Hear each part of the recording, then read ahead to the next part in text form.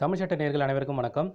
இதுவரைக்கும் எங்கள் சேனலை சப்ஸ்கிரைப் பண்ணலைன்னா மறக்காமல் சப்ஸ்கிரைப் பண்ணிக்கோங்க. அப்போ தான் நாங்கள் தினம் போடுற பதிவு உங்களை வந்து அடையும். இன்றைக்கி வீடியோக்குள்ளே போகலாம் வாங்க. உங்களுக்கு எந்த டவுட்டாக இருந்தாலும் சரி, நாட் ஒன்லி சிவில் கிரிமினல், நீங்கள் எதனால கமெண்ட் செக்ஷனில் கேட்கலாம், அதுக்கான ரிப்ளை உங்களுக்கு பண்ணுறோம். ஸோ இன்றைக்கி நம்ம இந்தியன் எவிடன்ஸ் ஆக்டில் செக்ஷன் 160 அண்ட் 161 பற்றி பார்ப்போம்.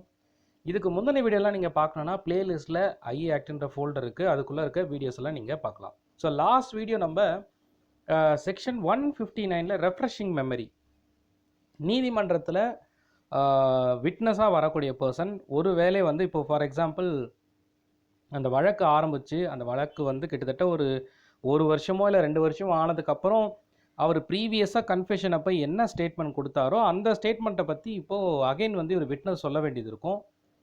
அப்போ அவருக்கு ஞாபகம் இல்லாமல் கூட இருக்கும். அது என்ன ஸ்டேட்மெண்ட் அவர் வந்து எய்தர் ஓரலாக சொன்னாலும் சரி, இல்லை ரிட்டனில் எழுதி சைன் பண்ணியிருந்தாலும் சரி, அவர் ஞாபகம் இல்லாமல் இருக்கும்பொழுது அந்த மெமரியை ரெஃப்ரெஷ் பண்ணிக்கிறதுக்காக அவங்களுக்கு நீதிமன்றம் வந்து அந்த சான்ஸ் கொடுக்குறாங்க. அப்போது அவரை ரெஃப்ரெஷ் பண்ணிக்கிறதுக்காக அவர் ஏற்கனவே எழுதி கொடுத்த அந்த டாக்குமெண்ட்டை எடுத்து பார்க்கலாம். ஸோ அதே மாதிரி தான் இந்த 160லையும் ஆஸ் பர் 159 என்ன வந்து ரெஃப்ரெஷ் பண்ணிக்கிறதுக்காக நீதிமன்றத்தில் அந்த ஒரு டைம் கொடுக்குறாங்க. அதே சமயத்தில் அந்த டாக்குமெண்ட்டையும் காமிக்கிறாங்க. இதுதான் நீங்கள் இதுக்கு முன்னாடி கொடுத்த அந்த எவிடன்ஸு, நீங்கள் வந்து ஒரு ரெஃப்ரெஷ் பண்ணிக்கலாம் உங்களோட மெமரியை, so that you can recall what ever happen in previous, அது என்ன அந்த நிகழ்மை நடந்ததுன்றதை அவர் வந்து சொல்லலான்றது தான் இதில் வந்து குறிப்பிட்டிருக்காங்க. அதே சமயத்தில் இதில் ஒரு முக்கியமான விஷயம் என்னென்னா, ஆஸ் பர் 159 ரெஃப்ரெஷ் மெமரி இந்த 160ல் பண்ணலாம். அதே சமயத்தில் இதில் பர்டிகுலராக என்ன ஒரு இல்லஸ்ட்ரேஷன் பார்த்தீங்கன்னா, இப்போ ஒரு அக்கௌண்ட் பர்சன் இருக்கார், ஒரு வேளை வந்து அது சம்மந்தப்பட்ட ஒரு வழக்கு வருது, அக்கௌண்ட் மேனிப்புலேஷன் சம்மந்தப்பட்ட ஒரு வழக்கு. அந்த அக்கௌண்ட்ஸில் அவர் என்னெல்லாம் வந்து ஒரு மாற்றங்கள் ஏற்படுத்தியிருக்காரு, அது பேரில் ஒரு வழக்கு நடந்திருக்கும். அதுக்கு வந்து ஒருத்தர் அந்த நிறுவனத்தோட அக்கௌண்ட் டிபார்ட்மெண்ட் வந்து ஒரு விட்னஸாக வராரு. அப்போது அந்த என்ன சேஞ்சஸ் நடந்திருக்குன்னு அவர் பார்க்க ரிமைண்ட் பண்ணணும்னு நினச்சார்னா, அப்போது அவர் கைப்பட எழுது அந்த அக்கௌண்ட்டாக இருந்தாலும் சரி, இல்லை ஸ்டேட்மெண்ட்டாக இருந்தாலும் சரி, அந்த பர்டிகுலர் ஆவணத்தை இவருக்கு பார்க்கறதுக்கு பர்மிஷன் கொடுக்குறாங்க நீதிமன்றத்தில். ஸோ அவர் பார்த்து அதை ரெஃப்ரெஷ் பண்ணிக்கலாம். ஸோ இது வந்து 160. 161 பார்த்தீங்கன்னா right of adverse party. Adverse பார்ட்டினா டிஃபென்ஸ் சைடு.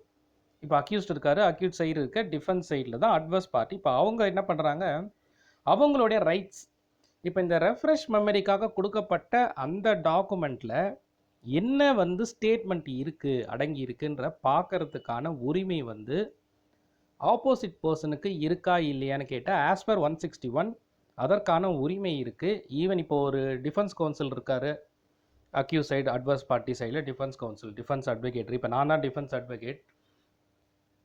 எனக்கு வந்து என்ன உரிமை இருக்குன்னா, அப்போ அந்த ப்ராசிக்யூஷன் சைடில் ஒரு விட்னஸ் இருக்கார், அவர் வந்து மறந்துடுறாரு. ஸோ ரெஃப்ரெஷிங்காக சில ஸ்டேட்மெண்ட்டை வந்து அவருக்கு ஈவன் அவரே எழுதியிருந்த ஸ்டேட்மெண்ட்டாக இருந்தாலும் சரி, இல்லை புதுசாக ஒரு ஆவணத்தை அவங்க கொண்டு வந்து காமிச்சு ரெஃப்ரெஷ்க்காக இருந்தால், மேபி எனக்கு வந்து ஒரு சந்தேகம் இருக்கும், அவங்க வந்து ஏதோ ஒரு டாக்குமெண்ட்டில் ஒரு திங்ஸ் வந்து எழுதி அதை அவர் படிக்க வச்சு அதை வந்து சொல்ல வைக்கிறாங்கன்னு சொல்லி கூட நான் வந்து சந்தேகப்படலாம்.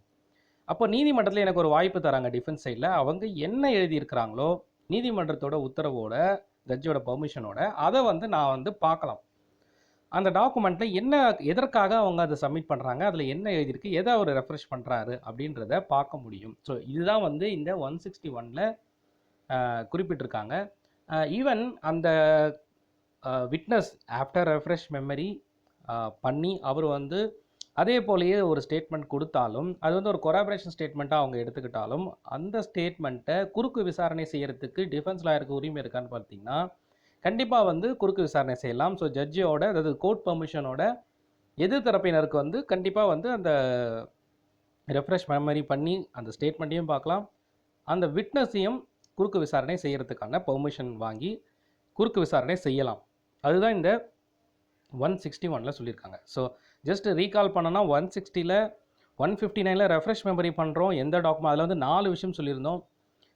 சாட்சி வந்து எப்போ ரெஃப்ரெஷ் பண்ணலாம், அதே சமயத்தில் ஒரு சயின்டிஃபிக் எவிடன்ஸ் இருந்தால் அந்த டெக்னிக்கல் டீம் என்னெல்லாம் ரெஃப்ரெஷ் பண்ணலாம், ஒரு ரெஃப்ரெஷ் பண்ணுற இப்போ 160ல் ஏற்கனவே சொல்லியிருக்க மாதிரி 150ல் இருக்க எல்லாமே கவர் ஆகணும். அதே சமயத்தில் ஒரு இல்லஸ்ட்ரேஷன் சொல்லியிருந்தேன்.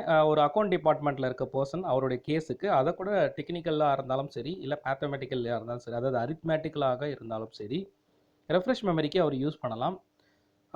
161ல் அட்வர்ஸ் பார்ட்டி டிஃபென்ஸ் லாயருக்கு அதற்கான உரிமை உண்டு. அவங்க எதை ரெஃப்ரெஷ் பண்ணி என்ன சொல்கிறாங்க, புதுசாக எதனா டாக்குமெண்ட் வந்தால் அதில் என்ன எழுதியிருக்கு, என்ன ஸ்டேட்மெண்ட் இருக்குன்றதையும் பார்க்கலாம். ஸோ இதுதான் இந்த 160 அண்ட் 161ல் சொல்லியிருக்காங்க.